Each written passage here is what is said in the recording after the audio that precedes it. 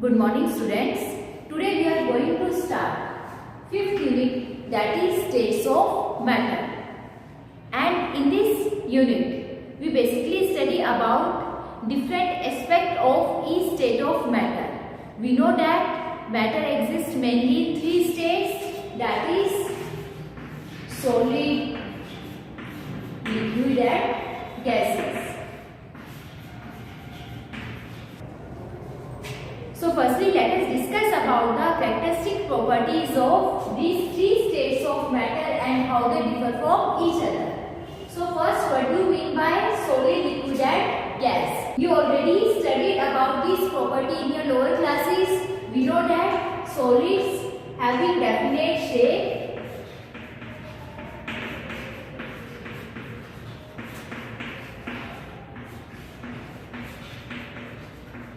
and definite volume. Liquid is that state of matter which do not have definite shape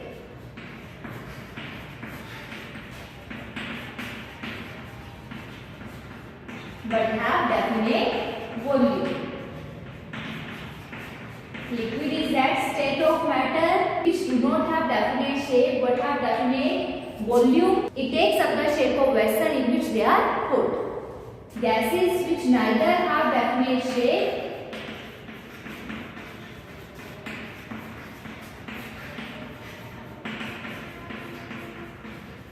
nor definite volume.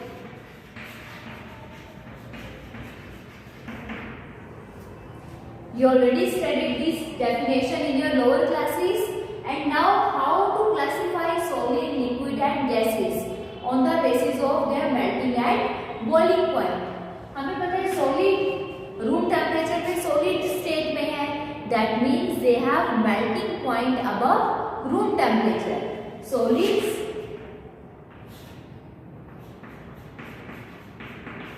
which have melting point above room temperature under 1 atmospheric pressure. You already know about melting and boiling point. The melting point is the temperature at which solid start converted into liquid.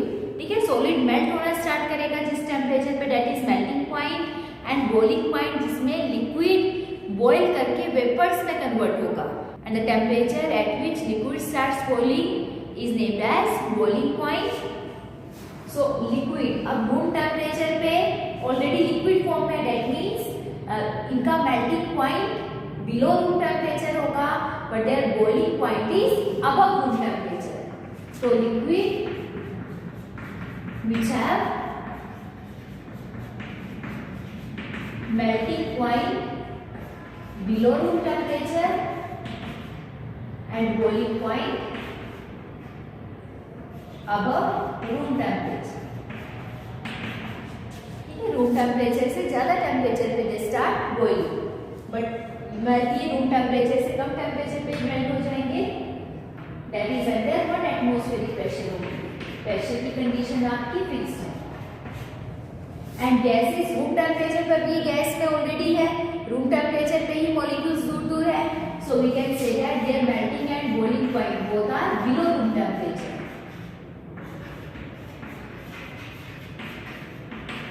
under 1 atmospheric pressure.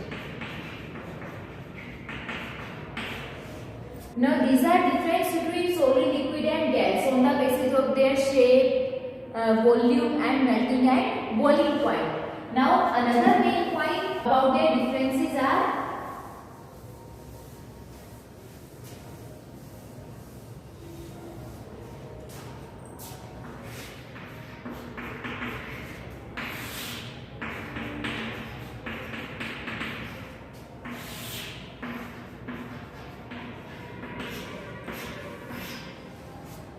Solid molecules कौन से होंगे? Solid जिसमें molecules बहुत ज्यादा tightly packed होंगे, in which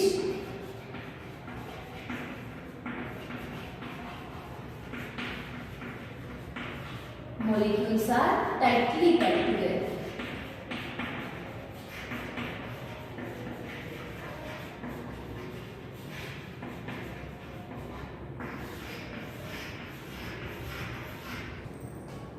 liquid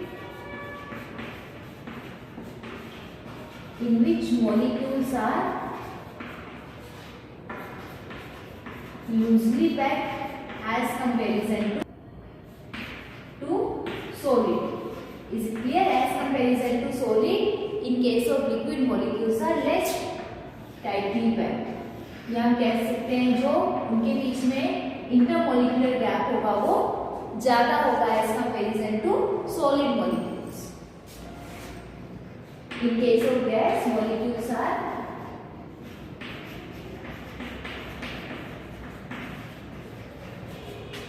very loosely packed.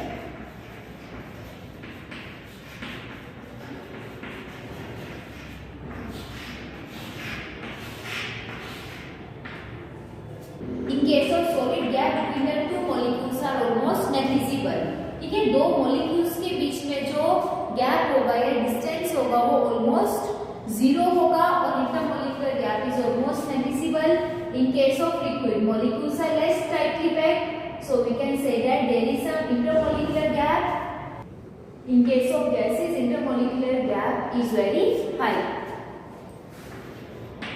अब जितने ज्यादा मॉलिक्यूल्स टाइटली पैक्ड होंगे, फोर्सेस ऑफ इंटरेक्शंस उतनी ज्यादा होंगी and forces of interactions between molecules are named as intermolecular forces.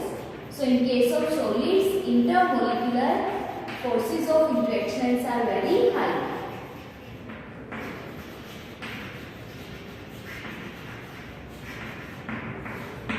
Liquid के केस में molecular forces of interactions high तो होंगी, but as comparison to solid, they have less intermolecular forces.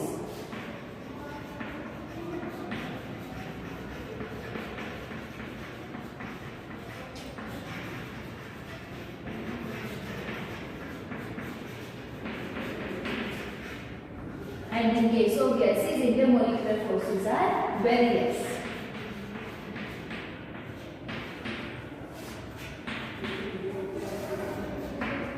Solids have higher intermolecular forces of interaction, so they have lower thermal energy.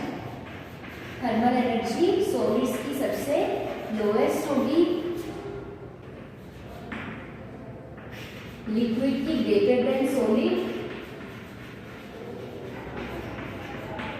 Okay, thermal energy greater than solid. And in case of gases, gases have highest thermal energy.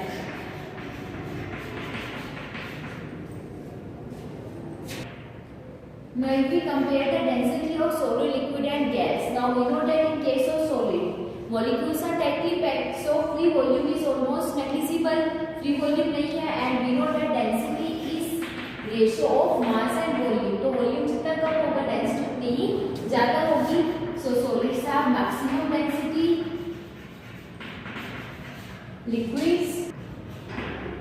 liquid have low density, and gas के case में volume maximum होने की वजह से gases have minimum density. Is it clear? Now next we know that position of molecules in case of solids are fixed.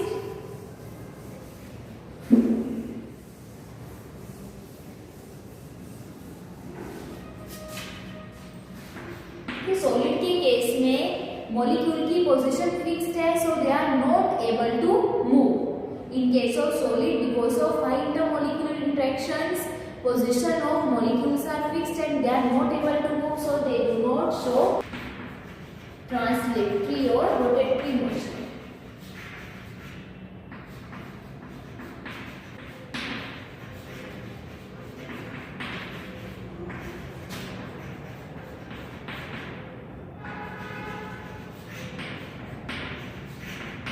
Translate या rotate नहीं कर सकते अपनी पोजीशन पे, so they have negligible translatory and rotatory motion. But in case of liquids में जो molecule है, molecule less tightly packed है, तो liquid are able to give translatory and rotatory motion.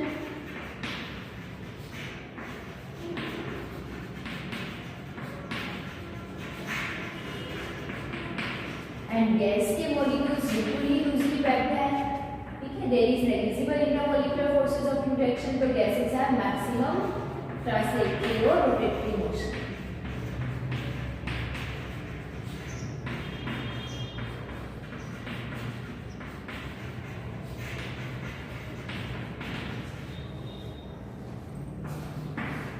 In case of solids, molecules are very closely packed together, so they are not able to undergo compression. Molecule पहले ही close हो, ज़्यादा close नहीं आ सकते. They possess least compressibility.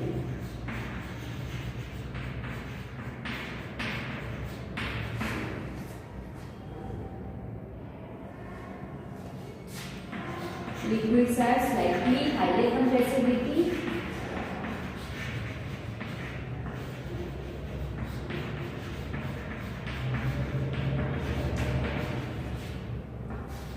Gases are maximum compressibility.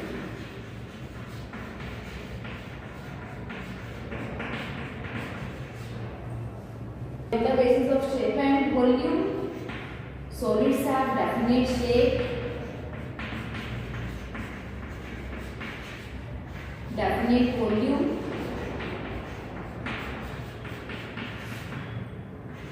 liquids do not have definite shape.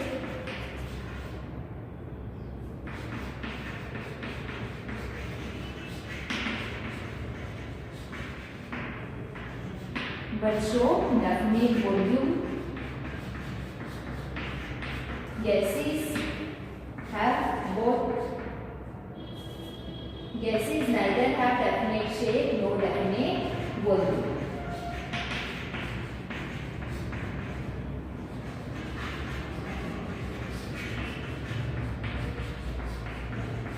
Basically, these are the main point of difference between solid, liquid, and gas. I hope you clear the difference, and we all know that apart from these three states of matter, matter also exists two more states, that is plasma and condensed state. Now the plasma state consists of a mixture of electron and positively charged ions, which is formed because of superheating of gaseous state. Gaseous state को जब हम further और ज़्यादा superheat करेंगे तो जो gas के molecules electron और पॉजिटिवली चार्ज्ड आयंस में कन्वर्ट होंगे. That state is plasma state. For example in the sun और in stars etcetera. And the fifth one is supercooled solid in which atom loss their individual identity and condense to form a single super atom. ठीक है, जब हम solid को access में cool करते हैं, supercooled solid जिसमें एटम अपनी इंडिविजुअल आइडेंटिटी लॉस करेगा and it condense to form a single super atom. Basically ये 5 स्टेट्स ऑफ मैटर है. इनकी फिजिकल प्रॉपर्टीज में जो डिफरेंस है, like in case of solids molecule are tightly packed together, in case of gases molecules are very loosely packed. Solids में tightly packed होने की वजह से थर्मल एनर्जी कम होगी. In case of liquid thermal energy are slightly higher, and in case of gas thermal energies are maximum. So these point of difference basically depend upon the intermolecular forces of interaction. Intermolecular forces of interaction जितनी ज़्यादा high होंगी, molecules उतने ही ज़्यादा close आएंगे. So our next topic is intermolecular forces.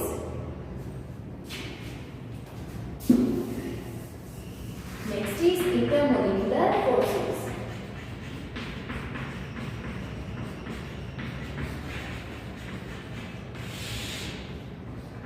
This topic is very important. So what do you mean by intermolecular forces? Molecular represent different molecules. Inter मतलब जो forces of interaction और repulsion different molecules के बीच में exist करेगी, that forces represent intermolecular forces, and these forces are different from the ionic bond or covalent bond.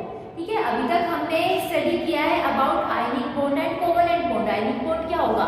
जो positive और negative ions के बीच में इलेक्ट्रोस्टैटिक फोर्सेस से एक स्ट्रॉन्ग बॉन्ड बनेगा, that is ionic bond. Covalent bond which is form due to sharing of electron.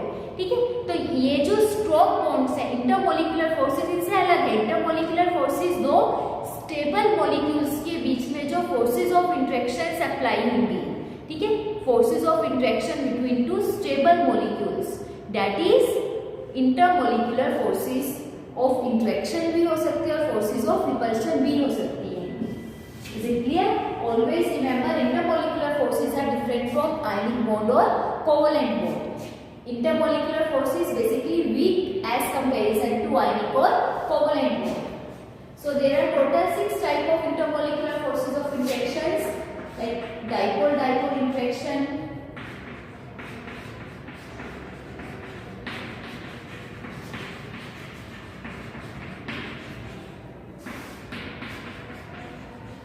ion dipole interaction,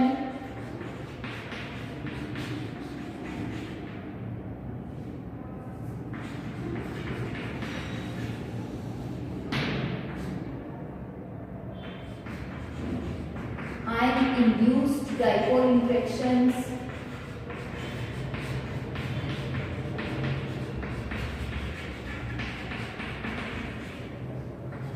dipole-induced dipole interactions,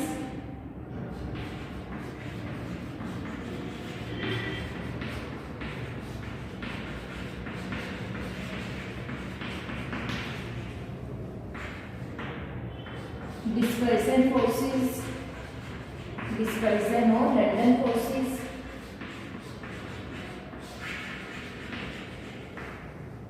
and hydrogen bonding. Hydrogen bonding we already studied in our 4th unit, that is in chemical bonding. ठीक है, chemical bonding में हमने hydrogen bonding को detail में study किया है, तो यहाँ पे हम सिर्फ ये फर्स्ट 5 फोर्सेज ऑफ इंटरेक्शन ही स्टडी करेंगे। अब यहाँ पे ना on the basis of type of molecule forces of interactions are of the 6 type. अगर दो डाइपोल्स के बीच में फोर्सेज हुई है, that is dipole dipole interaction. अगर एक आयन और डाइपोल, डाइपोल जनरली किस केस में आएगा? पोलर मॉलिक्यूल के केस में। If forces of interaction takes place between an ion and a polar molecule, that is ion dipole interaction. So on the basis of type of molecule forces of interaction basically are of 6 type. So first one is dipole dipole interactions.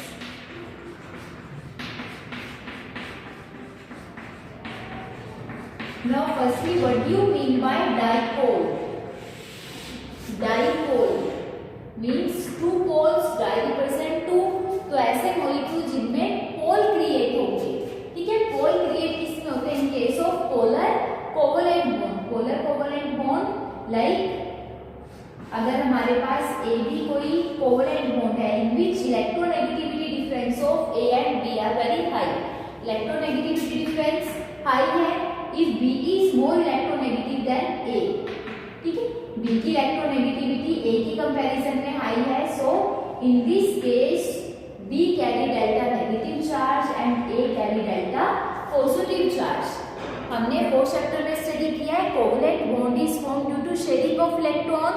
Sharing of electron से बना है तो उस case में complete charge transfer is not possible.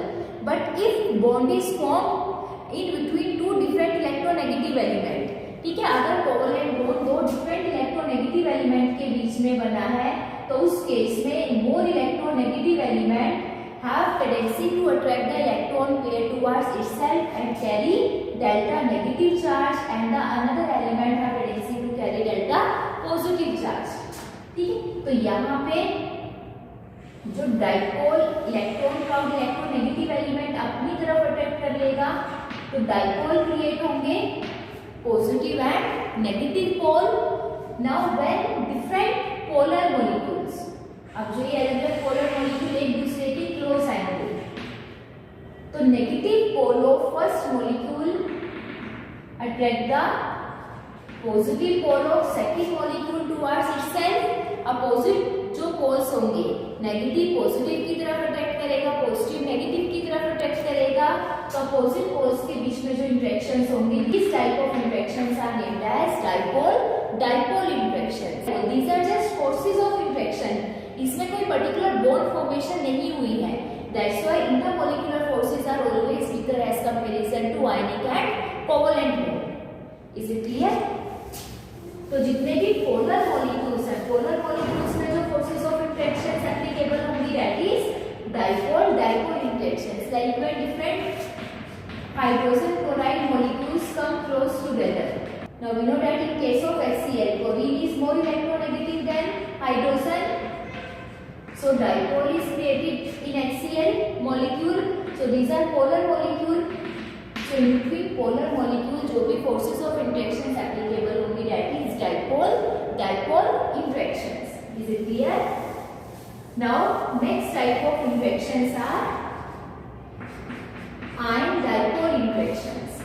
Ion dipole interaction, now as the name indicate, the interaction which is applicable between a ion and a polar molecule. Dipole हमेशा polar molecule के बीच में बनेगा, तो एक ion और polar molecule में जो interactive forces apply होंगी that is ion dipole interaction. अब जो भी आयन आइदर पॉजिटिव और नेगेटिव हो, पोलर मॉलिक्यूल के अपोजिट पोल को अपनी तरफ अट्रैक्ट करेगा.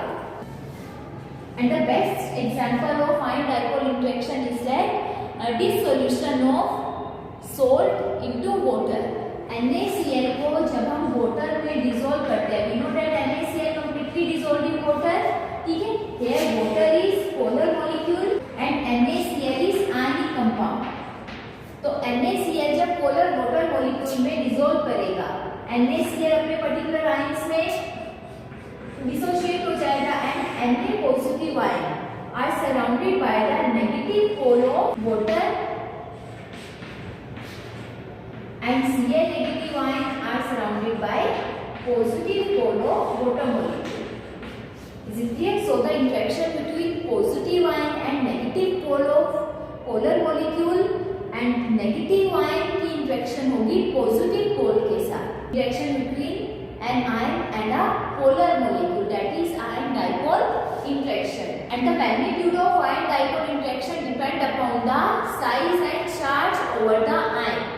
जितना ज्यादा पॉजिटिव चार्ज होगा कैटायन में, जितना ज्यादा पॉजिटिव चार्ज प्रेजेंट होगा, उसकी टेंडेंसी नेगेटिव पोल को अपनी तरफ अट्रैक्ट करने की उतनी ज्यादा मैक्सिमम होगी. ये हमने 4th यूनिट में भी स्टडी किया है. Smaller the size of cation और larger the charge over the ion, they have more tendency to polarise the ion. So third type of interaction is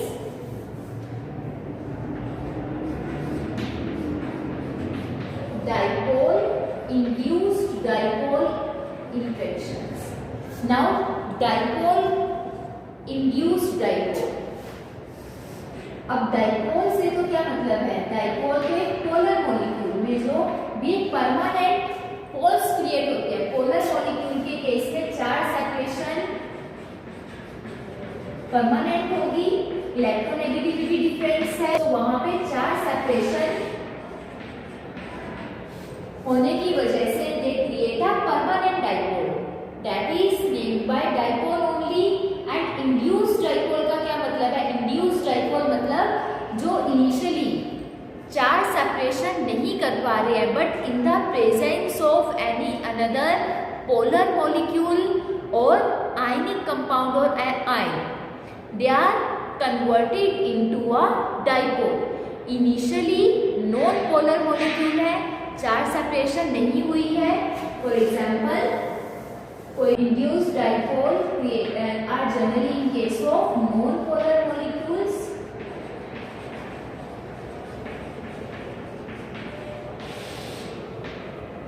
Non polar molecule like O2, H2, I2 and noble gases like helium, argon etc. तो अगर हम कोई भी non polar molecule देखें like I2, both carry 7 electrons. ठीक है, electron pair share करके उन्होंने अपना एक कोवलेंट बॉन्ड बनाया है.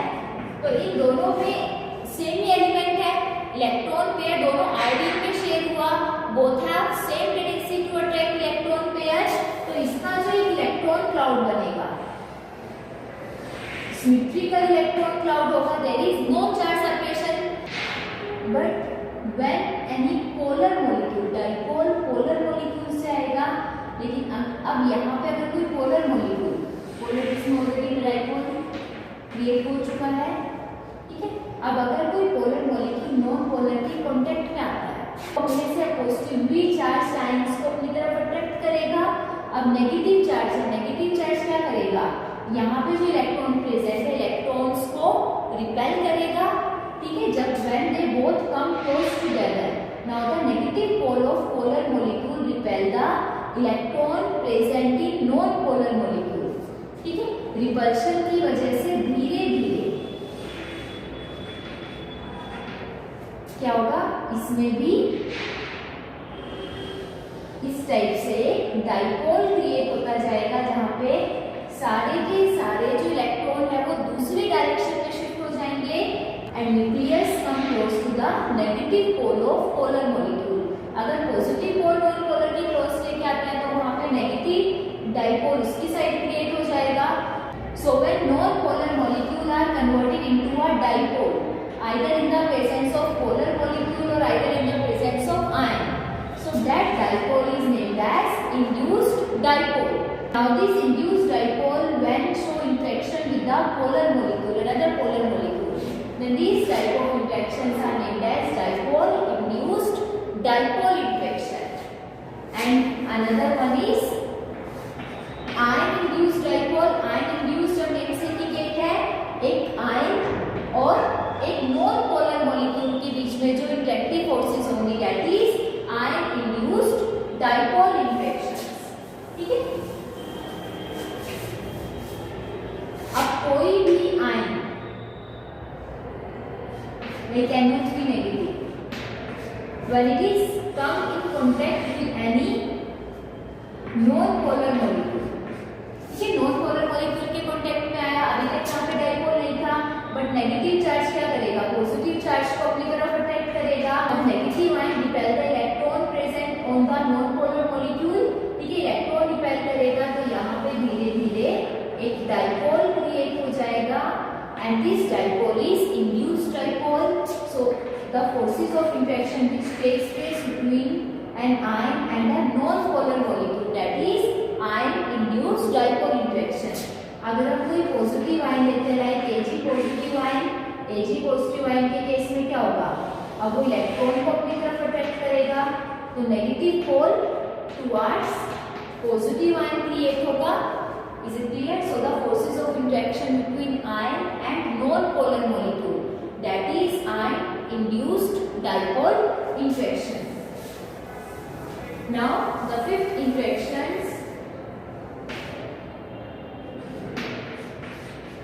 is dispersion forces or London forces.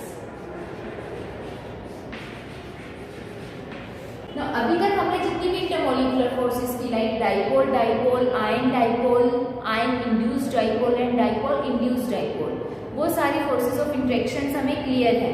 ठीक है, एक पॉजिटिव और एक नेगेटिव एंड के बीच में, दो मॉलिक्यूल्स के पॉजिटिव और नेगेटिव एंड के बीच में जो फोर्सेस ऑफ इंटरेक्शंस एप्लीकेबल हुई, और टाइप ऑफ मॉलिक्यूल के बेस पे हमने उनको अलग अलग नेम दिया, बट उन सारी चारों फोर्सेस में क्या कॉमन था कि एक आपका इधर पोलर मॉलिक्यूल होना चाहिए और एक आयनिक कंपाउंड जिसमें चार्ज सेपरेशन ऑलरेडी प्रेजेंट है।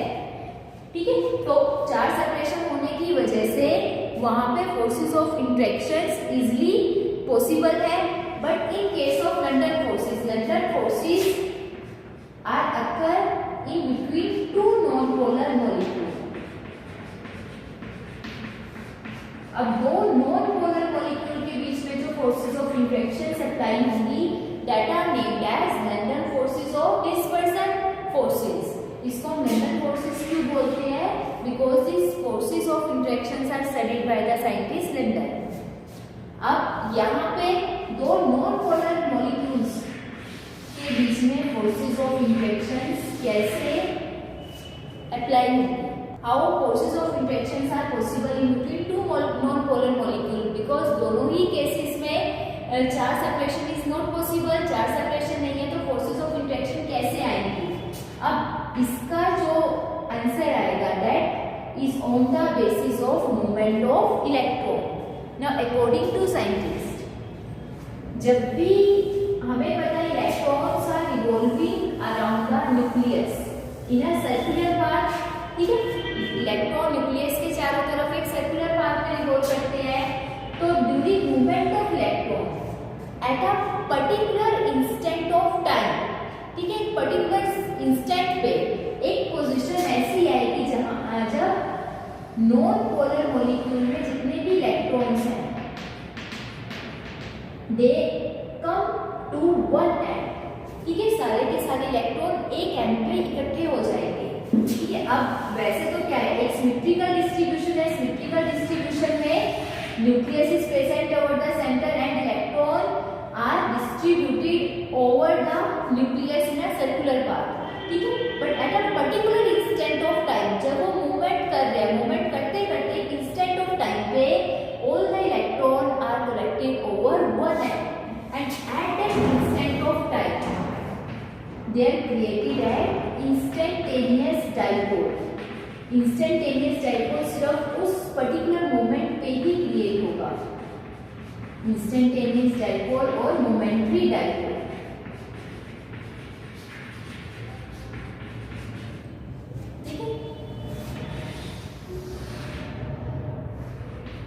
मोमेंट्री डाइपोल में इलेक्ट्रॉन एक एंड पे कलेक्ट हो गए, तो वहां पे डेल्टा नेगेटिव और दूसरे एंड पे न्यूक्लियस का पॉजिटिव चार्ज।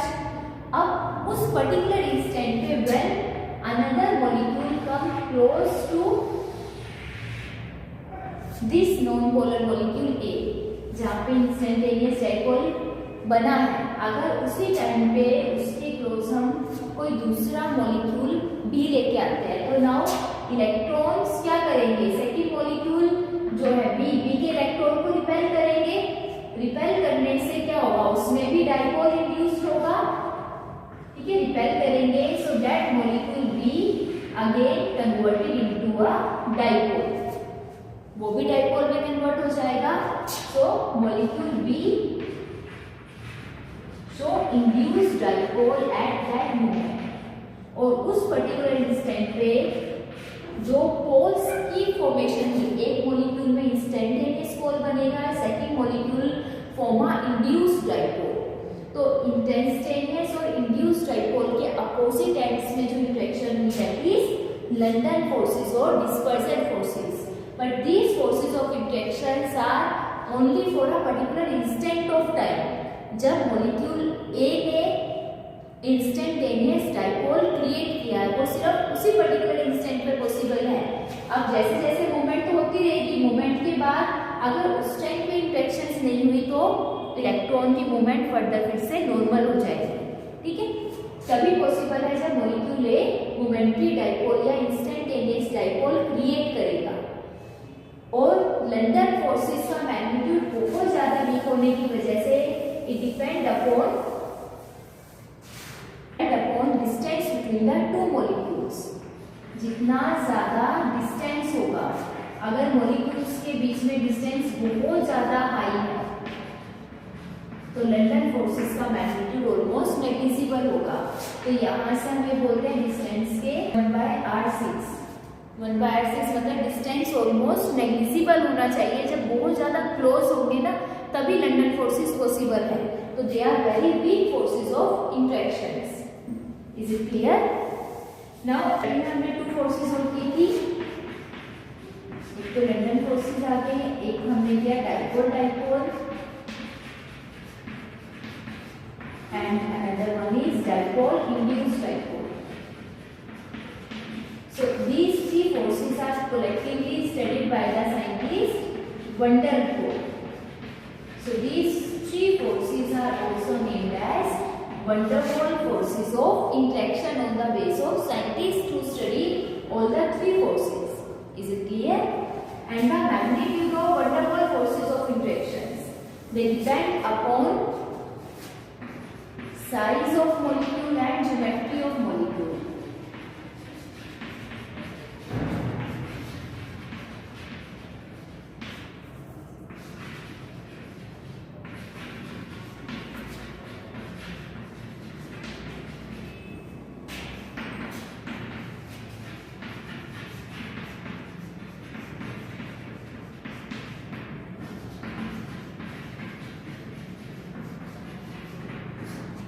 साइज और ज्योमेट्री पे कैसे डिपेंड करेगा, higher the size of molecule greater is the magnitude of van der Waals forces of interaction.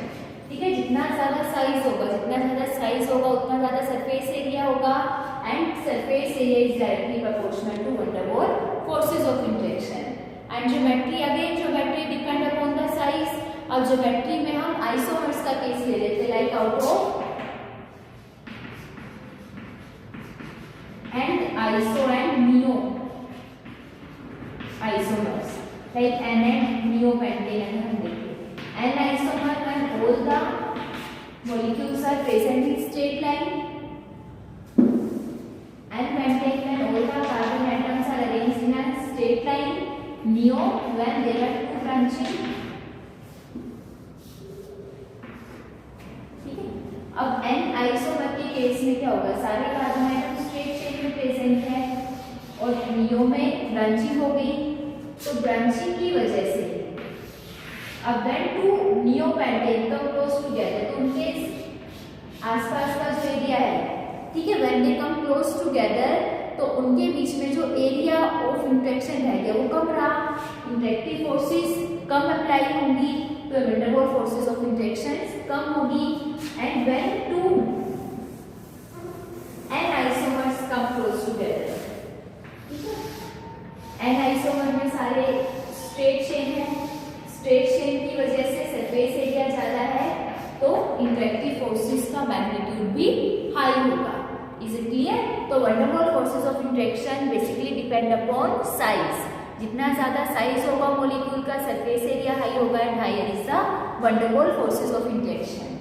Is it clear? So always remember all the intermolecular forces of interaction, that is ion dipole, dipole dipole, ion induced dipole, dipole induced dipole, these are very weak forces of interactions. Ion dipole interaction between a ion and polar molecule, dipole dipole interaction between two polar molecule, dipole induced dipole interaction between a polar and a non-polar molecule, induced dipole हमेशा non-polar के case में बनेगा। Ion induced dipole interactive forces between an ion and non-polar molecule, London forces between two non-polar molecule। Is it clear? और सबसे जो weak magnitude है वो London forces का in between two non-polar molecules। Melting and boiling point of a molecule depend upon the magnitude of intermolecular forces of interaction। Is it clear? I hope you clear this concept. Thank you and have a nice day.